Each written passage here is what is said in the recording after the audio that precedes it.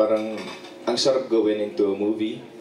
Pero bottom line kasi, support ng audience ang kailangan mo eh, no? Kailangan may consumption ng audience para magkaroon ka ng budget para hindi masunog yung producer para makagawa ka pa ng mga ganung pelikula. If you ask me, you know, in the span of almost 20 years in this industry, I haven't done even 2 dozens. I've once a year. So there are still more roles that, you know, I can probably do. But it depends eh. Like I was in London a couple of days ago and I thought of an idea and hopefully it materializes. More like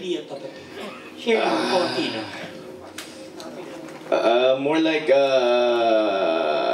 not necessarily true to life story kasi baka magkademandahan, more in fiction para mas safe, pero something more intriguing and interesting, mga ganun, that fuels me up.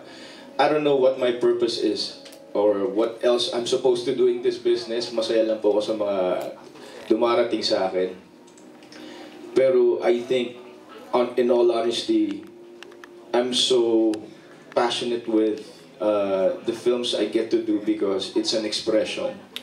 And that journey, I enjoy. I always enjoy the journey of the story, the character. And I hope I get to do more roles na ganito, katulad nito sa Silong, katulad nito sa Breakup, mapa mainstream, mapa indie. I guess the more important thing is that you're still interesting, na mas pinapanood ka pa rin ng tao dahil maganda yung ginagawa mo. So yun lang po siguro yung sa akin. Another 20 more years. Ilang taon? 38. So, pag 40, sana,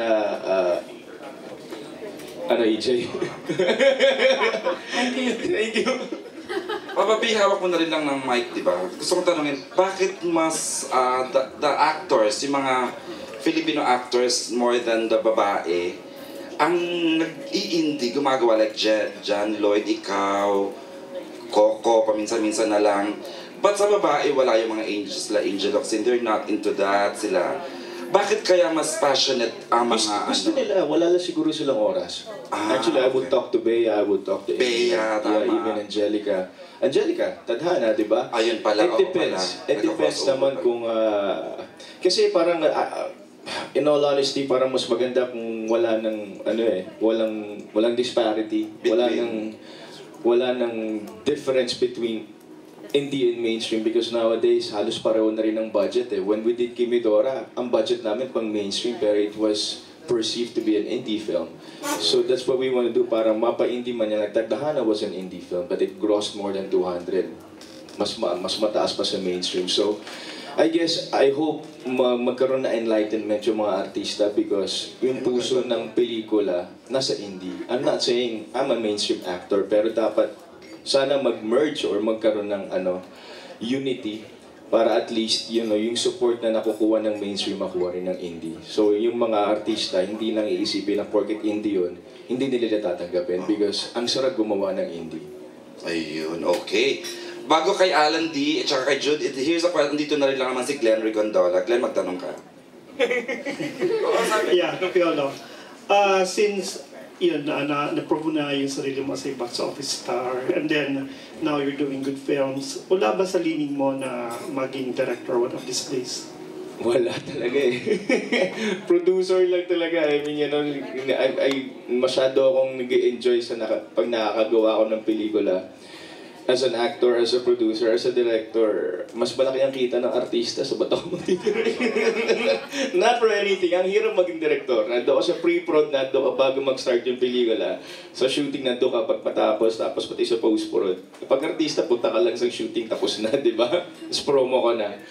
Wala, I don't think I have that gift. I don't think that's my calling. So, I'm not even entertaining the thought. Okay, thank you. Ito, first time pa lang natanong yung first time yan sinagot. Thank you, Glenn. Okay, si Jude muna. Jude, you have a question, no? Wilbur? Ay, nga na naman. Eugene asks. Okay, sige. Sunod-sunod ng last three na to. Go ahead, Jude. I have 2 questions for the directors. Kasi before may Dahas, which is Maricel Soriano and Richard Gomez. How different is this from Dahas? Kasi it's